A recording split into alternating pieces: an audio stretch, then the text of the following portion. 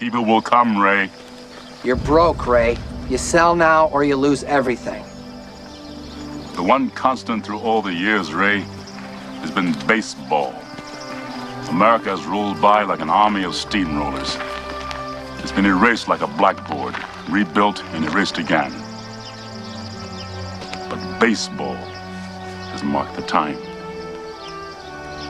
This field, this game, it's a part of our past, Ray. It reminds us of all that once was good, and it could be again. Oh, people will come, Ray. Your attention, please, ladies and gentlemen. Now batting for the Yankees, number 51, Bernie Williams. Number 51.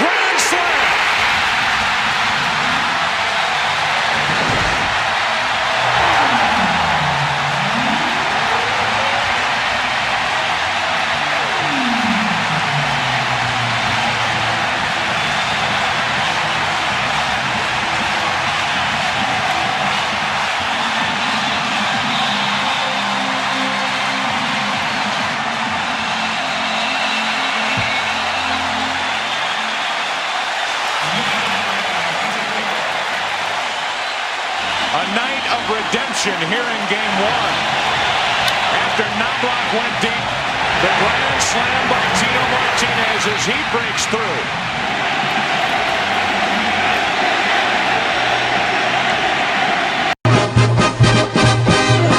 Meet the Mets, meet the Mets. Step right up and greet the Mets. Bring your kiddies, bring your wife. Guaranteed to have the time of your life, because the Mets are really socking the ball, knocking those home runs over the wall. East side, west side.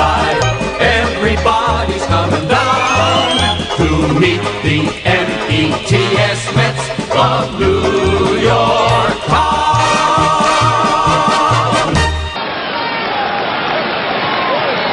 Robinson has not had the ball out of the infield. Grounded to short, fouled out, grounded to third.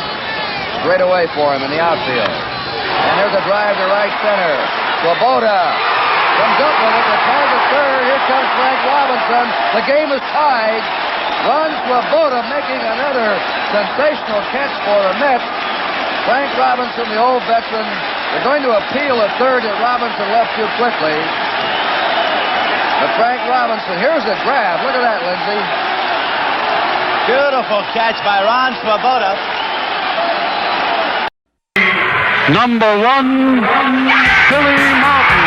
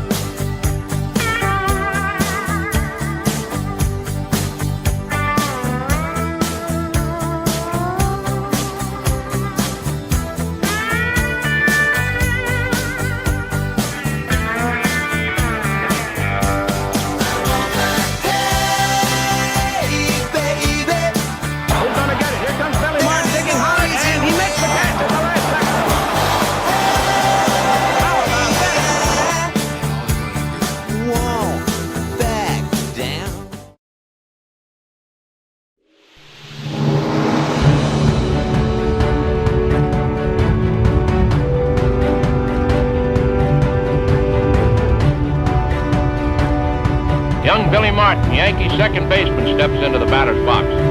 The line gets set.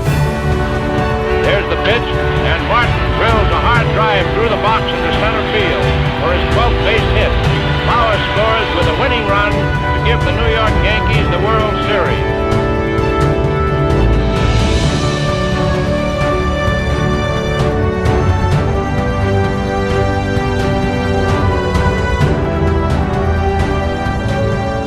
I never wanted to manage. It was never in my mind to manage. I thought I could play all my life, like all players do.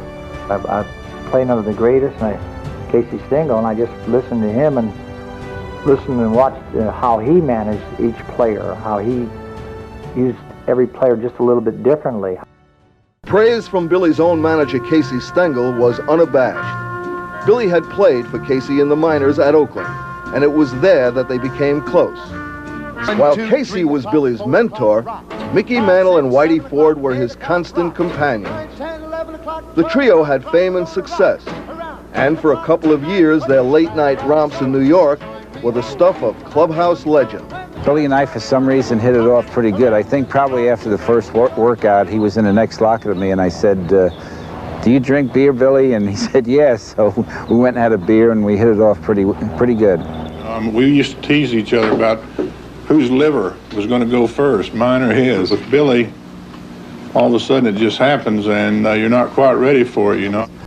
I never had any aspirations of being a manager. Then I found out right off the bat, in order to be a successful manager, you can't be afraid to make a mistake. You got to be aggressive. You got to force the opposition to make physical and mental mistakes. And I wasn't afraid to do these things. I wasn't afraid to live and die in my own conviction.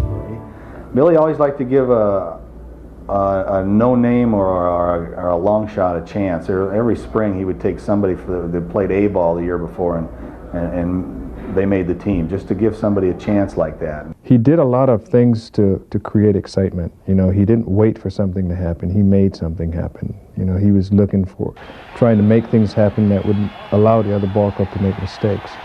He would always surprise opposition, and if you weren't on your toes, he could always steal a ball game.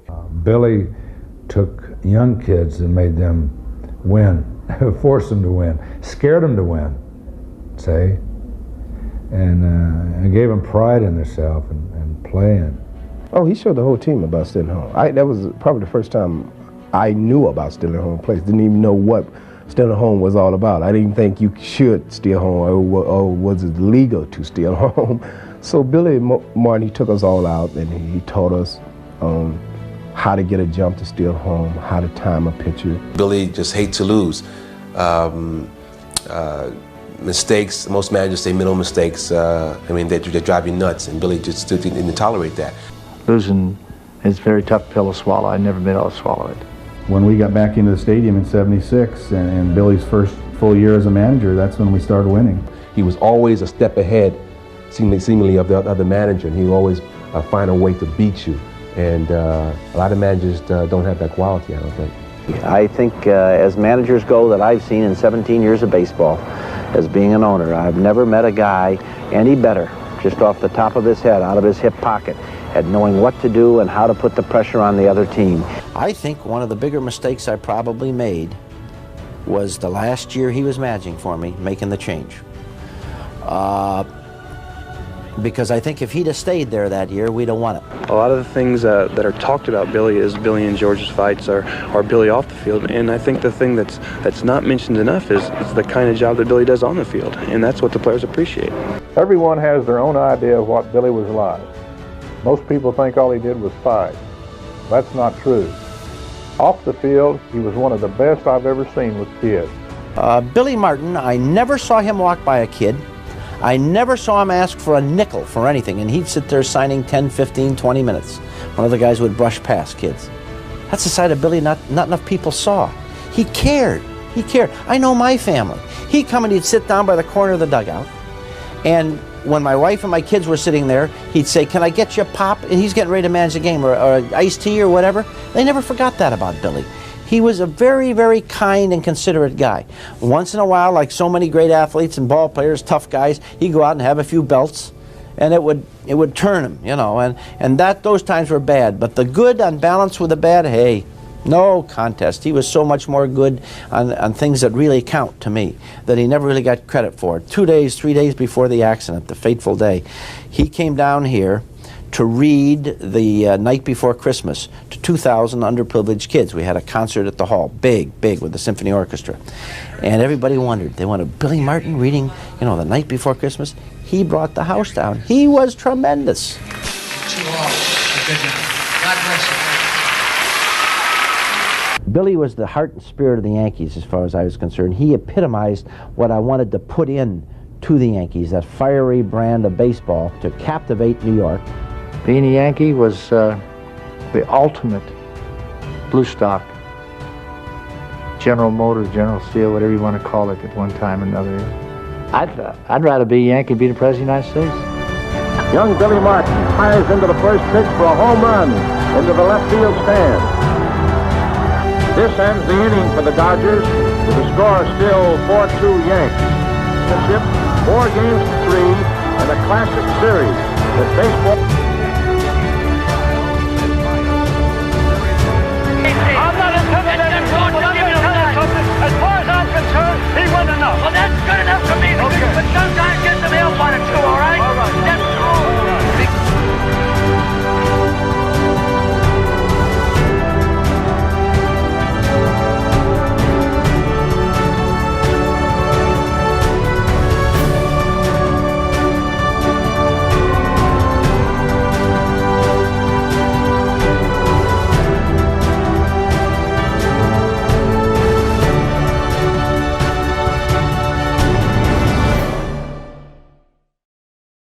But I guess I'm here not so much to speak for myself as to simply represent the millions of baseball-loving kids who grew up in the 50s and 60s and for whom Mickey Mantle was baseball. And more than that, he was a presence in our lives, a fragile hero to whom we had an emotional attachment so strong and lasting that it defied logic. Mickey often said he didn't understand it, this enduring connection and affection, otherwise perfectly sensible, who went dry in the mouth and stammered like schoolboys in the presence of Mickey Mantle. Like the corners of my mind, misty watercolor memories of the way we were.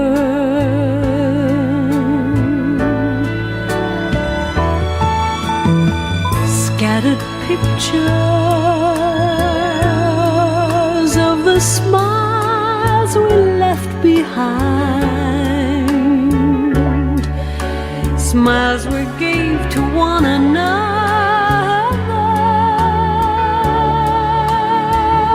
for the way we were.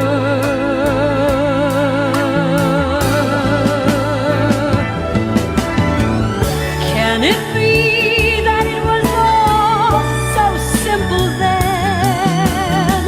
Or has time rewritten every line? If we had the chance to do it all again, tell me, would we? Could we?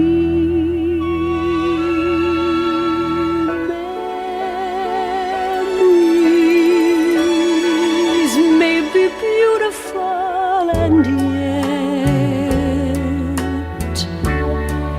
what's too painful to remember,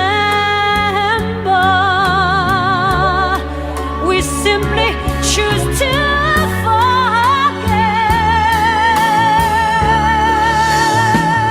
So it's the laughter we will remember. Whenever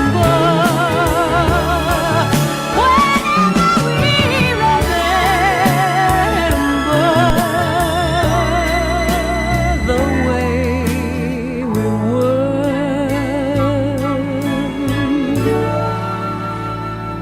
the way we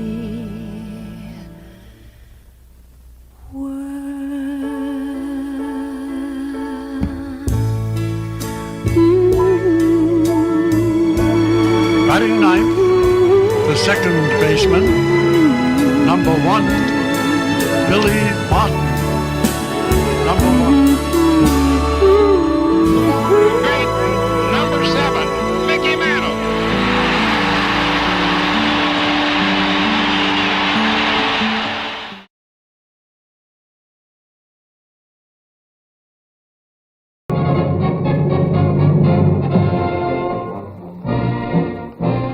This is the big one. The Yankees and the Dodgers are all even, 3-3. Walt Alston talks to his players in their dressing room before sending them out on the field for the showdown with the Yankees. Alston talks with his youthful pitcher, Johnny Podres. Casey Stengel takes time out for a brief chat with Mrs. Stengel. Another enormous crowd jams the stadium for the climax. Podres and his pitching opponent, Tommy Burns, warm up for the big test. Little Phil Rizzuto will set a record today by playing in his 52nd World Series game. But Podres mows down the next 3 Yankee hitters. The Dodgers are still on top 1-0 when Reese singles to center at the start of the 6th. They play for another run as Snyder bunts to Burns. But they're both safe when Skowron loses the ball while tagging Snyder.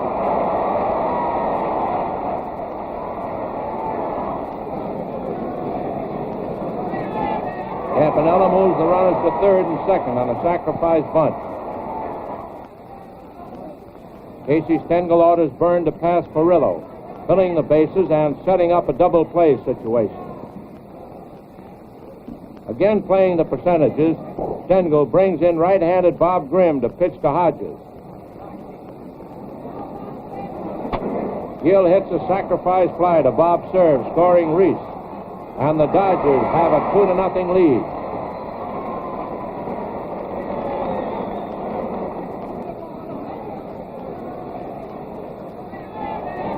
There goes the drive down the left field line.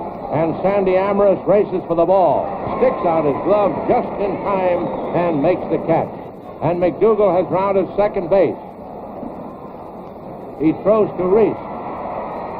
And Reese's take to Hodges doubles McDougal at first. Let's have another look at that spectacular play.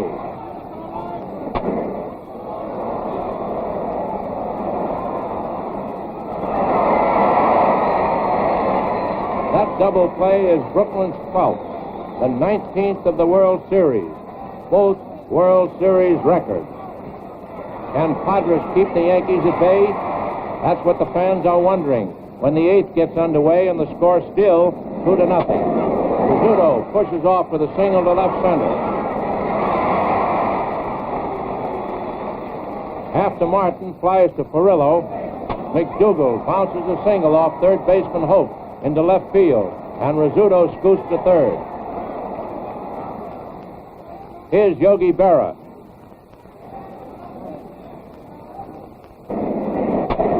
With the count 3-1, Berra lifts a fly to Perillo, so short that the runners hold up. Now it's dangerous Hank Bauer. But with the count 2-2, Hank strikes out on a high hard one. The fans give the kid southpaw an ovation after Johnny Padres' exhibition of courageous clutch pitching. The score, it's still 2-0 as the Yankees come up in the 9th. Bill Skowron bounces to Padres, and Johnny finally makes the throw to first after the ball stuck in his glove. Bob Cerv sends an easy fly to Amorous, and the Dodgers are only 1 out away from their first World Series title. Padres looks like the coolest person in the stadium.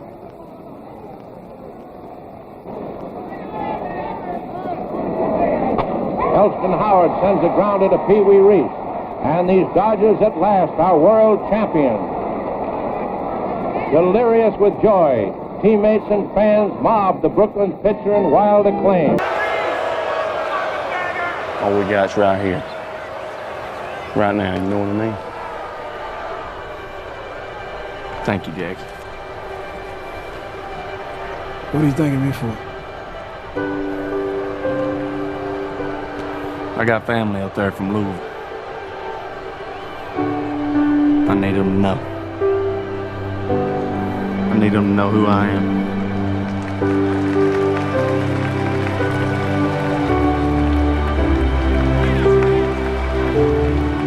Hey, number one! You playing ball or socializing? Playing ball, huh? Play ball! Don't let him get to you! Playing ball. Maybe tomorrow we'll all wear 42. That way they won't tell us apart.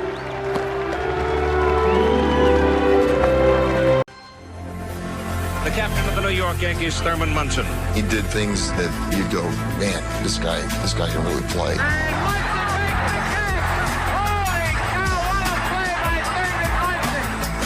I was totally amazed always at Thurman. I thought he was one of the greatest competitors I've ever known. Munson keeps it alive for the Yankees. Munson, beautiful throw. Lethal Thurman Munson, that back. Munson makes the play. The way he played the game exemplifies what we have been about.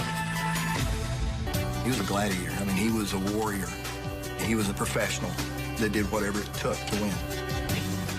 He was one of those guys where he didn't say a lot, but when he said something, he had a reason to say it. I mean, and everyone listened.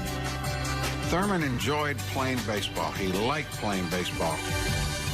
He had a sense of tradition for the history of the game, and at the same time, he enjoyed catching. It was the most challenging position on the field, and it was a position that demanded not only physical ability, but thinking, the mental process of it, and Thurman really relished that. Pitching was made easier because I got to throw to a guy like Thurman. He made pitchers that were average good. He made them win a lot of games because of his ability to take all the pressure and call the game. And we all felt like, well, that's the best pitch to throw. I mean, I'm not going to second guess it and say it's not. I could have thrown a guy 20 sliders and made him look foolish, but if he called for a fastball, that's what I threw. If I threw a pitch that a guy hit out of the ballpark, he took the responsibility for it. He said, I called for it. And he might have exaggerated on the truth and said, the guy hit a good pitch. It could have been right down the middle of the plate. But he always took the responsibility, and nobody argued with him. Bullpen to get out of the car and go to the mound. And Munson would meet me at the mound. He'd be out there with Billy. And Munson would say, hey, how you going to lose this one? I said, I don't know, get back there, we're going to find out, you know. That to me is a real true sign of a great catcher, when you can put your finger down or whatever, or be in sync with the pitcher when you know what he wants to throw, and they just say, okay, fine, that's what I want to go with, all right? Every once in a while, you shake him off, and he'd go out there and say, you better not shake me off again, you know, something like that. One of the greatest warriors I ever knew. Thurman, I can remember the day I called him in to make him the captain. I said, Thurman, we need somebody to lead us. Thurman was just, he was the leader, he was the captain, he was the soul of our team, really. Played hurt all the time, had a very unorthodox way of playing the game as far as a catcher, but got the job done all the time. He was the guy that really just went out there and led by example.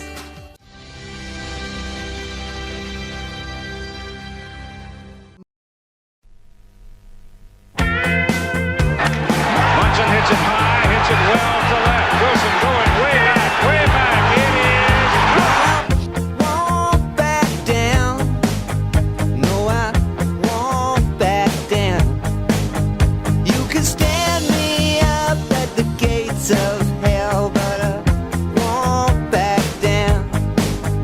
No, I'll stand my ground. Won't be turned around. And I'll keep this world from dragging me down. Gonna stand my ground. And I won't back down. Hey, baby, there ain't no easy way out. Hey, I will stand my ground. And I won't back down. Well, I know what's right. I got just one life. In a world that keeps on pushing me around, but I'll stand my ground. And I won't back down. Hey, baby, there ain't no easy way out. Hey, I will stand my ground. And I won't back down. He is really a good hitter. Woo, he's a good hitter. Oh, he just stays right with the ball. He doesn't do anything. Yeah, he just stays right there and keeps everything in and goes with the ball.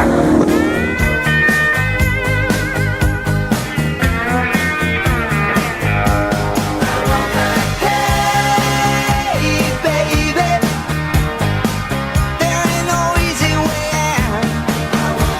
Hey, I won't back down. Hey, baby,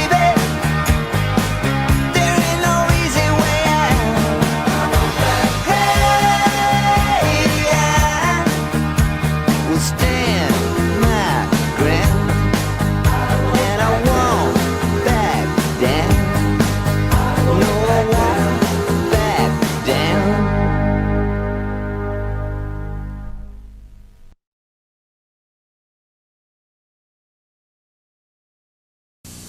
Come on in, Thurman. What's the problem? I'm playing good ball. You certainly are. In my opinion, Thurman Munson's the finest catcher in the game. The problem is you're not shaving. I do shave. It must be my electric razor. Maybe it's not your razor. It's your beard. It just lays there. Get it to stand up with Williams Electric Shave. razor will shave closer and cleaner with less irritation. I'm going to use electric shave. Then I'll be the best looking catcher in the game. Well, one of the best. Electric shave! It's so beautiful here.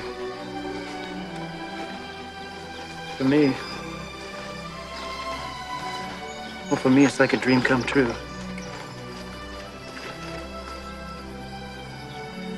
Can I ask you something?